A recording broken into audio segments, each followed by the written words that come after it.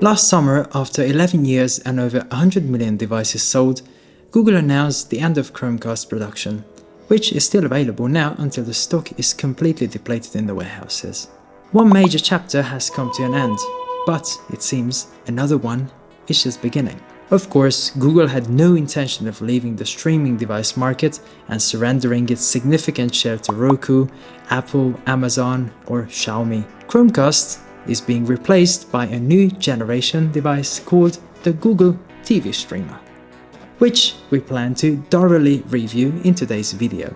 Hello everyone, I'm Gabriel and you're on the Look Digital Signage channel, where we talk about everything related to digital screens in one way or another.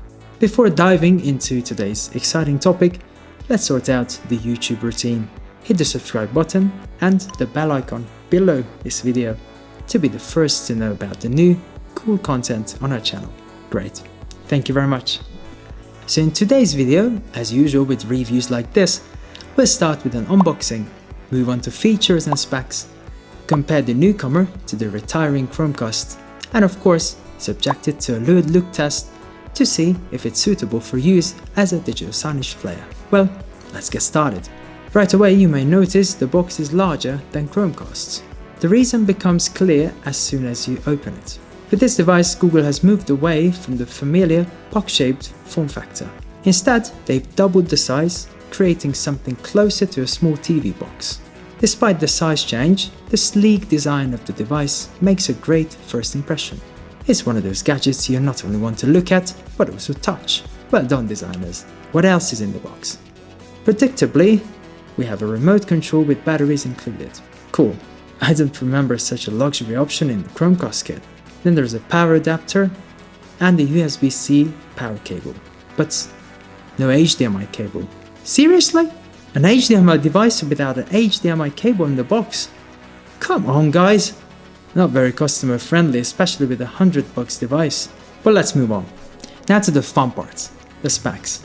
Google didn't just double the size and admittedly the price of the device, they also doubled the RAM from 2GB to 4GB and quadrupled the storage to 32GB, which immediately sets the TV streamer apart from competitors in the same price range. The rest of the specs are on the screen.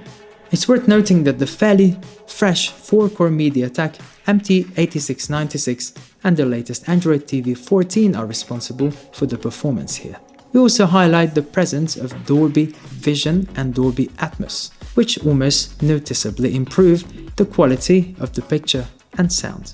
So now to the interfaces. Here we have a Gigabit Ethernet connector, so unstable Wi-Fi is no longer an obstacle to watching quality content. We also have a regular HDMI 2.1 and a power connector. Not much. Oh, and this handy button, which will help you find your remote in case it gets lost under the couch or in your child's toy box.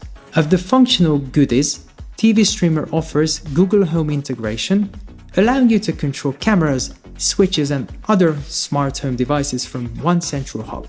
It also features AI-based Google Gemini, which provides personalized content recommendations based on your viewing habits.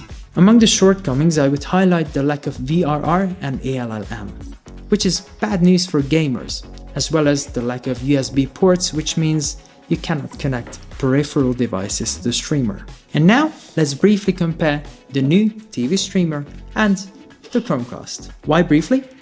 Because, in fact, I have already said a lot about it earlier. Well, and besides, this doesn't really matter anymore, since Google does not give us a choice, right?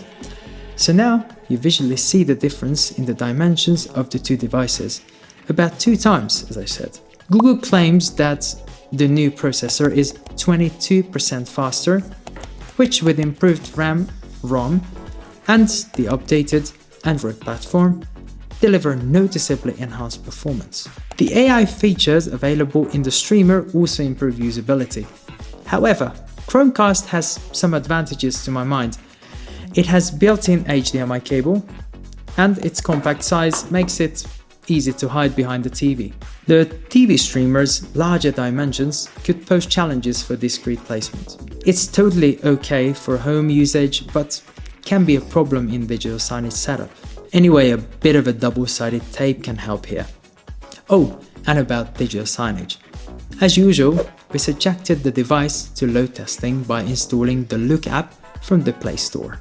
Using a split-screen layout, we tested 4K video, streaming feeds and tickers running simultaneously.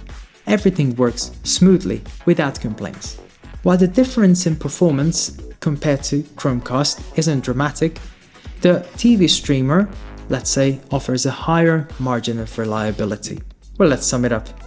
The new Google TV Streamer 4K really looks like a next-gen streaming device, with the help of which Google plans to strengthen its position in this market in the coming years. In general, there is no doubt that this device will easily find its buyer and probably in the future it can become as iconic as Chromecast. And even the price of $100 will not be an obstacle to this, since it's clearly competitive and is still psychologically acceptable for a high-quality mass streaming device. Should you replace your old Chromecast with the TV streamer right now? That's up to you. But if you're not pushing your device to its limits, you might not notice a significant difference. Talking about using a TV streamer as a digital signage player, then in our opinion, this is a completely working option, still falling into the category of affordable solutions. Well, and do not forget that any streaming device becomes a digital signage player only in combination with high-quality digital signage software. Look DS will be a great pair to your Google TV streamer, which you can see for yourself within the 14-day free trial, or by booking a personal demo to learn about all the capabilities of our system firsthand. All the links, as usual, are down in the description.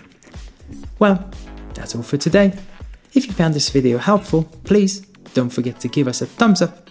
And yeah, this was Gabriel. See you in the next videos. Take care.